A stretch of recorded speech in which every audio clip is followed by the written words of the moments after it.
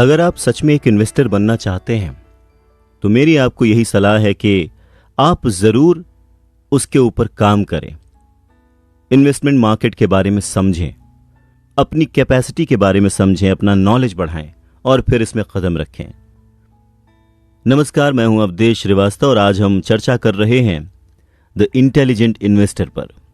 मेरी सलाह है कि आप जब भी इस बारे में सीरियस हों तो पहले इसका अध्ययन करें, इसे ढंग से समझें, इसे ढंग से पढ़ें। यह किताब भी आपको इसमें बहुत हेल्प करेगी। पर उन सारे टेक्निकल टर्म्स में से एक ऐसा टर्म है जो मुझे लगता है कि आपके साथ मुझे शेयर करना चाहिए और इन्वेस्टमेंट के लिए बेसिक टर्म है जिसे समझना सबसे ज्यादा जरूरी है, और वो है इन्फ्लेशन। यानी कि जो पैसा है उसकी वैल्यू होती है। एक किसी पर्टिकुलर साल में उस पैसे की क्या वैल्यू है, उसी से आप इन्फ्लेशन का पता लगा सकते हैं। इसको इस तरह से समझ सकते हैं कि 10 रुपए में आज से 10 साल पहले जो चीज खरीदी जा सकती थी, आज की डेट में 10 रुपए में शायद वो चीज आपको देखने को ना मिले। जिस गाड़ी की कीमत आज से 10 साल पहले लाख रुपए थी, वो गाड़ी शायद आज 2 लाख की मिले। जो घर आप आज से 10 साल पहले खरीदना चाहते थे उसकी कीमत शायद 10 लाख होगी, लेकिन आज उसी घर की कीमत शायद 50 लाख हो। तो ये जो डिफरेंस ऑफ वैल्यू है ना, यही है इन्फ्लेशन, यानी पैसे की वैल्यू, पैसे का मूल्य। 1 रुपया, $1 या कोई भी करेंसी जो आज से 1 साल पहले वैल्यू रखती थी, उसकी वैल्यू आज के टाइम पर जरूर घटी या बढ़ी होगी, और वही उस पैसे की वैल्यू है और वही इन्फ्लेशन है। ब्रायन योगी बेरा का एक कोट यहां पर मेंशन करते हैं। वो कहते हैं कि अगर आपको पता है कि आप कहां जा रहे हैं तो सावधान हो जाइए, क्योंकि आप कहीं नहीं जा रहे, यह सिर्फ आपका भ्रम है। ग्राहम कहते हैं कि एक समझदार इन्वेस्टर को कभी भी बीते हुए समय के आधार पर फ्यूचर के बारे में अनुमान नहीं लगाना चाहिए कि कोई चीज बीते हुए कल में अच्छी हुई थी तो वही इन्वेस्टमेंट, वही तरीका, वही सोच फ्यूचर में भी काम करेगी।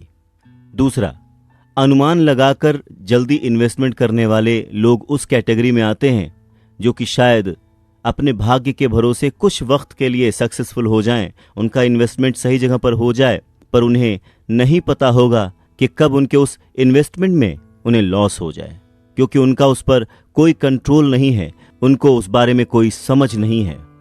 यानी कि जो चीज जितनी स्पीड से ऊपर जाएगी, जो चीज जितनी जल्दी तरक्की करेगी, उसके वापस जमीन पर गिरने के उतने ही चांसेस हैं। तो इस तरह के वॉलेटाइल मार्केट के लिए ग्राहम कहते हैं हमेशा हमारे पास सेफ्टी होनी चाहिए। ग्राहम कहते हैं कि एक इन्वेस्टर को हमेशा खुद से कुछ सवाल पूछने चाहिए, जैसे शेयरों का भविष्य रिटर्न हमेशा अपने पिछले रिटर्न के समान क्यों होना चाहिए?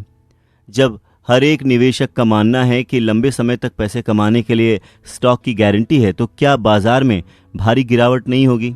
जब एक बार ऐसा हो रहा है तो क्या फ्यूचर में उसी तरह के हाई रिटर्न मिल सकते हैं? ग्राहम बहुत ही प्रैक्टिकली सोचते हैं और जवाब देते हैं। ग्राहम कहते हैं कि किसी भी इन्वेस्टमेंट का जो मूल्य है, उसकी वैल्यू है, हमेशा उसके लिए भुगतान की जाने वाली कीमत का एक काम होना चाहिए। 1990 के दशक के अंत तक मुद्रास्फीति दूर हो रही थी, कॉरपोरेट लाभ तेजी से बढ़ रहे थे और अधिकांश दुनिया शांति में थी, सब कुछ सही चल रहा था। लेकिन इसका मतलब यह नहीं था, और न ही इसका मतलब यह हो सकता है कि शेयर किसी भी कीमत पर खरीदने के लायक थे। अब क्योंकि कंपनियां कमाई कर सकती हैं जो सीमित है, उसी तरह से इन्वेस्टर्स को भी स्टॉक में भुगतान करने के लिए अपने लालच को, अपनी कुल संपत्ति का कितना % वो झेल सकते हैं, उसका एक प्लान उनके पास जरूर होना चाहिए। माइकल जॉर्डन का एक एग्जाम्पल देकर ब्रायन समझाते हैं।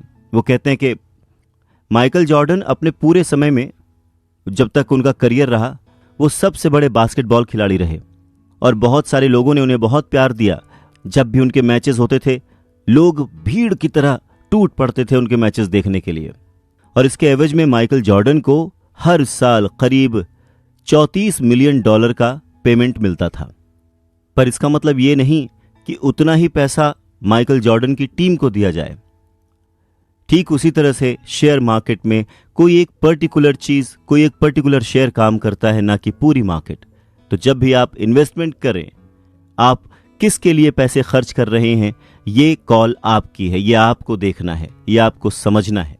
ग्राहम आगे कहते हैं कि जब शेयर मार्केट में कोई भी चीज स्थायी नहीं है, यहां तक कि इस फील्ड के जो विशेषज्ञ हैं वो भी फेल हो चुके हैं, तब भी क्यों जो इन्वेस्टर है इन्हीं पर विश्वास करता है।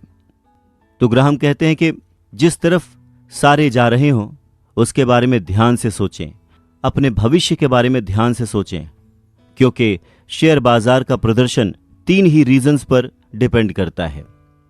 पहला, वास्तविक विकास यानी कि कंपनियों की कमाई और उनका जो हर साल का प्रॉफिट है वो उसमें वृद्धि। दूसरा, मुद्रास्फीति की वृद्धि यानी कि जो हमारी इकोनॉमी है, अर्थव्यवस्था है, उसमें कीमतों की सामान्य बढ़ोतरी हो, बहुत तेज शूट अप ना हो रेट। तीसरा, सट्टा वृद्धि या गिरावट, निवेश के लिए, इन्वेस्टमेंट के लिए जनता की भूख में कोई वृद्धि या कमी।